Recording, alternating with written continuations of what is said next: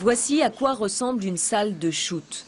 Nous sommes à Bâle, en Suisse, premier pays à avoir autorisé ce type de structure où la consommation des toxicomanes est supervisée. Une idée largement soutenue par plusieurs associations lilloises, comme à Spiritech dans le centre-ville. Pas le droit de s'y droguer, mais les toxicomanes peuvent venir chercher du matériel neuf. Ici, des petites cuillères pour la préparation, des cotons pour l'aspiration pour éviter les poussières. Vous avez effectivement du liquide permettant effectivement le mélange et puis bien entendu des seringues propres.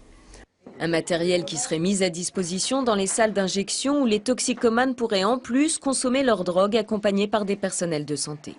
Il y a une première mission qui vise à réduire les risques au niveau des consommateurs de drogue et ensuite réduire les nuisances au niveau de l'espace public. Ça permettrait notamment en particulier de ne plus avoir par exemple des seringues qui traînent ou en tout cas beaucoup moins.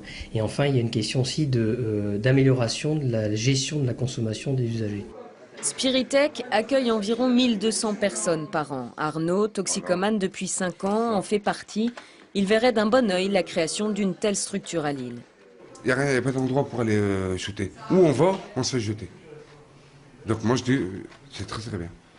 D'un point de vue médical, le principal intérêt de ce genre de salle serait avant tout de limiter les risques de transmission de maladies infectieuses. Les usagers de substances psychoactives ont quand même énormément réduit l'infection. On a très peu de patients porteurs du VIH parmi les injecteurs. Et par contre, c'est vrai que pour l'hépatite, on est un peu là en difficulté, puisqu'à peu près 40% dans le Nord-Pas-de-Calais des hommes et des femmes, mais si on prend les injecteurs, très vite, on a 80% sont porteurs de l'hépatite C. 80 structures de ce type existent aujourd'hui en Europe. En France, le projet n'en est pour le moment qu'au stade de la réflexion.